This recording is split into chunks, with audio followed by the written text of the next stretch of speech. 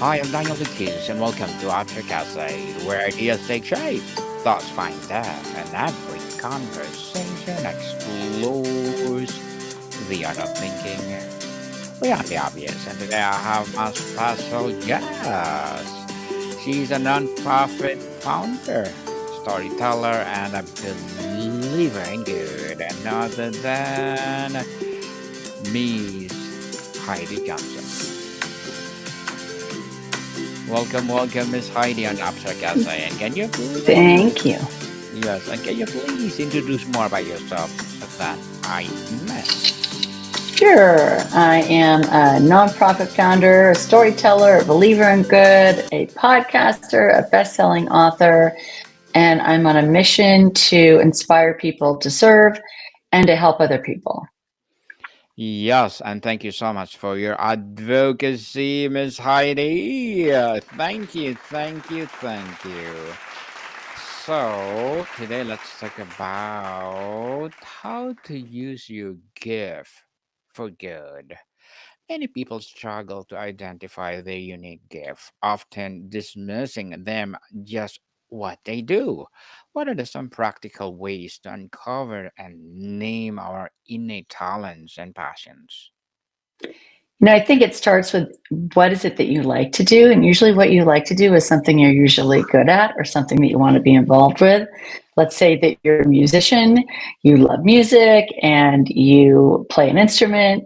There's a gift that you have that you could certainly give to somebody else and share with somebody else. It's just looking at where your joy is and then starting from there. And it usually leads you down the path of finding what you're good at and what your gifts are, and then you have to figure out how to give them away. Yes, give it away to the world so that serve as your legacy to the world. So, Miss Heidi, the word give implies something we're given. Do you believe we have responsibility to give her and to use our gift for good?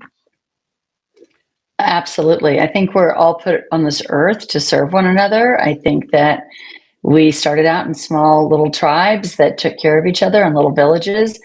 I think that somewhere along the way, we've lost that sense of community, but we all have a responsibility to take care, starting really with our own community. And I think if we all took care of our own communities, the world would be a lot better place. A better place to live for sure. How can we tell the difference between a true inner gift and something we've just good at because of the external pressure or expectation? I think it's a good question. I think that I don't think that it really matters if it's a true inner gift or if it's just something you're good at. I think either one will work for the purpose of giving or sharing it. But I think that as we start to uncover our purpose, as we go through life, as we hit obstacles and struggles and overcome things, we begin to figure out why we're here on this earth and what we have to share. And I think it takes time. I don't think you always know that straight away. I think it takes, it's a journey to find out really what that purpose is. But those gifts come with time. I'm a communicator and a connector and a storyteller. And those are the gifts that I have, and a leader. And those are the gifts that I share. Um, through service, I lead on boards, I lead nonprofit organizations. Those are the gifts that I share because those are the gifts that I have. I speak publicly a lot to nonprofits. I run a nonprofit during the day, um, and lead an organization that serves 3,000 children a year. So, I think we just have to continue to discover what it is that we have to give the world and find the best way we can to share it. Indeed, so Miss Heidi, some give some obviously beneficial to society, while others seems more abstract. How can someone with a gift for, say, organizations, comedy use for it a genuine good? I've interviewed hundreds of nonprofit founders, and they all have very different gifts. And they've all had very different paths. I interviewed someone last week who is a yoga instructor. You would think, okay, she's a yoga instructor. How is she going to use that? Well, now she goes into juvenile halls, into prisons, and helps young people who have been incarcerated to learn how to relax, to learn how to manage anger, to learn how to manage stress, to learn how to manage their emotions and use the body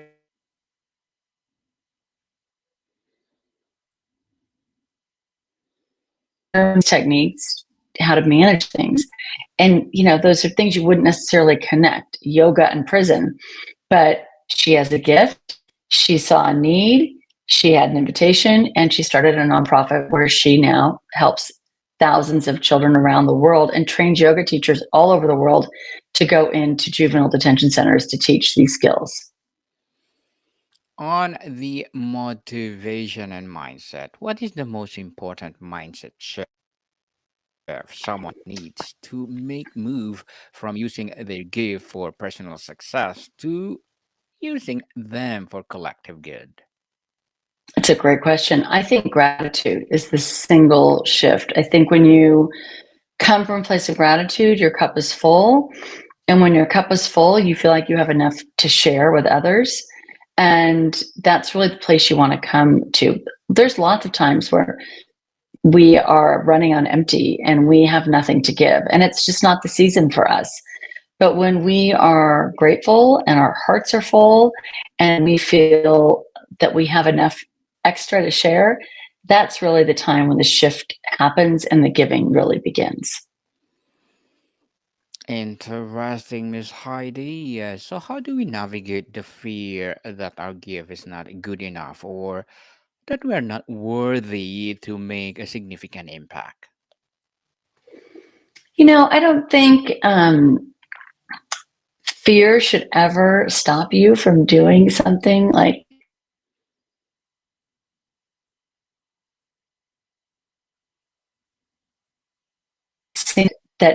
that helps us with our anxiety and our depression and our loneliness. It's helping someone. When we help someone, we have an actual physical helper's high. We have serotonin that reduces our anxiety and our stress in our body, reduces our inflammation. We feel connection, we feel joy, we feel purpose. Um, and so when you go and help someone, fear and all of those things go away. It's a known and scientific proven fact. Miss Heidi, the phrase for good can mean both for positive purpose and permanently. How does committing to use a gift for good change the nature of the gift itself over time? I think that when we focus on other people instead of ourselves, we begin to shift from the inside into a better place.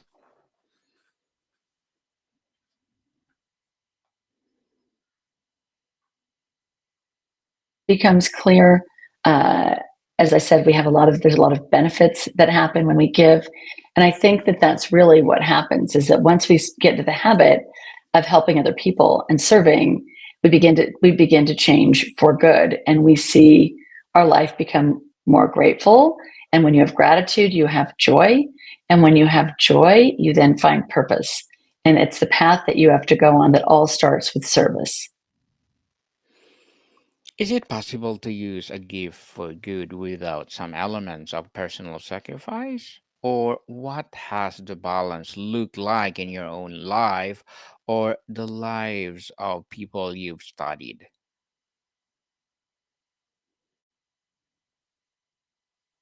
But it's not as extreme. You don't have to give up everything you own to help somebody. You don't have to, be a missionary or be a nonprofit founder or, be a nun or a priest or religious to give and make a difference. You can make a difference just by, checking on your aging parent or checking in on a lonely neighbor. You can make a difference with the simplest, smallest little act of kindness. Tomorrow's World Kindness Day, or the 13th is World Kindness Day. It doesn't take a lot to serve and make a difference. It doesn't have to be huge personal or financial sacrifice. It can start very, very small and it can grow. And once you start helping other people, you really don't want to stop. On practical application and impact, Miss Heidi, how does the journey from discovering a gift to effectively applying it in the world look like? What are the common stages? Well, I don't know that it's necessarily a common path. Everyone's path is the same. I don't think it's that simple, but I do think that what happens is when you start giving your gift away, as I just mentioned, you you feel grateful and you feel full and you feel happy. So sorry, No worries. Amazon's here. You can't help the Amazon man. That just is there's just the one thing. So sorry. No worries. Um, and so I really think that once you start giving, you really you begin to find your purpose. And once you find your purpose, you find peace. And I think that that really the path is that it's service turns changes whatever. It starts with fear and then it goes to service. From service, it goes to gratitude. From gratitude, it goes to joy. And from joy, it goes to purpose. In a world with overwhelming needs, Miss Heidi, how can individuals focus their gift to create a tangible rather than a scattered impact? I think a lot of people, I think it's just picking one thing if you really want to focus on something. And an impact can be, it doesn't have to be that you're, feeding a million people. You can just feed one. You don't have to save everybody. If all of us just tried to do the smallest little amount, we would take it on. I think that people think that they have to do huge things and then they get overwhelmed and they don't start at all. And it's the opposite. It should be so small. It should be so tiny. Like I said, it should be just phoning a friend that's lonely. It should be, talking to a neighbor. Doesn't need to be something huge. It should start small and it should evolve. It's not something that you just go in and say, I'm going to end world hunger or I'm going to create world peace. I don't think that that's really the mission. Everyone I've ever interviewed, and I've interviewed hundreds of nonprofit founders, every person just wanted to help one person. And once they helped one, then they wanted to help two, and then 10, and then 100, and so on. And it just keeps growing. Keeps growing and growing and growing. So, Miss Heidi, can you share a story of someone who transformed a seemingly small or simple gift into a powerful force for good in their community? There's so many. And like I said, the one I just told you of Jill Ippolito with Uprising Yoga, she's one of them because I just talked to her the other day. But another example would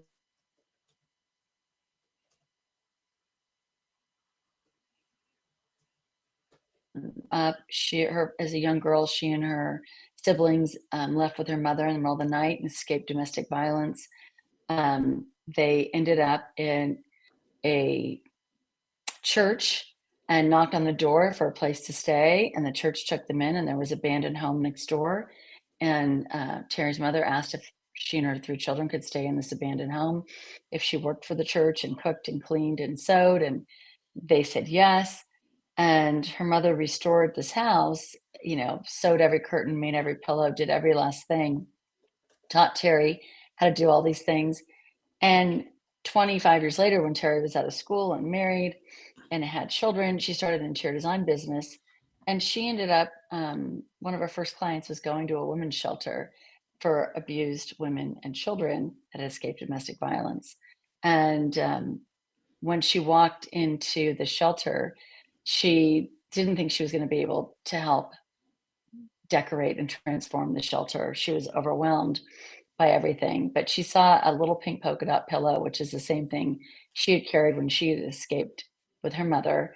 And she decided right then and there in 2007 she was going to begin to transform.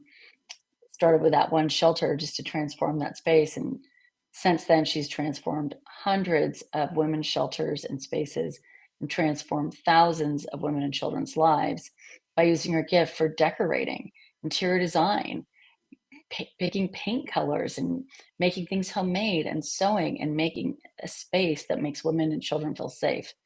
And she's used that gift that started out very small, and then now it's grown incredibly big. She's one example of 1.6 million nonprofits that we have in the United States alone, of people that are creating businesses that change people's lives. How do the act of using our gift for good fundamentally change us as individuals? I think, as I said before, that it really we find our purpose. I think that's the holy grail of giving. We find why we're here on this earth, why we're here, and that is exactly what finding our gifts and then giving them away does. It leads us to our purpose. And Terry is a perfect example. She found her purpose. Her gifts were in design and sewing and designing spaces. And her life's purpose is really to help these women and children. And she found that by sharing her gift. On a societal level, how can we better create cultures and systems that encourage and reward people for using their gift for the benefit of all? Wouldn't that be great if people were rewarded? It's kind of the opposite. I feel like, I would be a CEO in any other line of work because I run a nonprofit, I run a charity, full time for a job. Um, but as an executive director, somehow charities are looked a little bit as less than, and they're not necessarily rewarded in our society. What I would love to see happen is, and that's what I do in Charity Matters on my podcast every week, is interview people like Terry and like Jill from Uprising Yoga to tell their remarkable stories, because I think we're focusing on the wrong people. I think we're focusing on the Kardashians, and I'm sure they're a lovely family and very nice people, but shouldn't we be focusing on the people who change the world for good? Shouldn't we be focusing on people like Terry and Jill? There's more than just five people in the world than Malala and Mother Teresa and Oprah. There are millions of people that are making a difference every day, and no one knows anything about them. Miss Heidi, to wrap up our discussion for today, ultimately, what the single most important first step someone can take today to begin aligning their unique gift with a genuine desire to good into the world? I think you just have to have a little moment of self reflection to think about what it is that you love to do and that you have, what gift you have, what skill it is. Doesn't matter if it's accounting or music or social media or anything. You can go to Volunteer Match, you can go to catchafire.org. All of these are places that will match you with nonprofit organizations that need your gift. It's the easiest way to start, and type in your zip code and it will find something close to you in your area, and you can take a little start and dip your toe in and see how great it feels to help somebody else.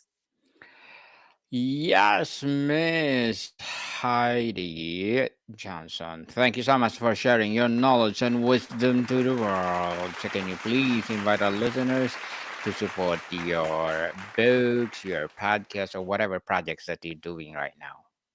Yes, well, thank you so much for having me. I really appreciate it, Daniel. You can find us at charity-matters.com and on Instagram at Charity Matters. You can also go to Amazon to find Change for Good.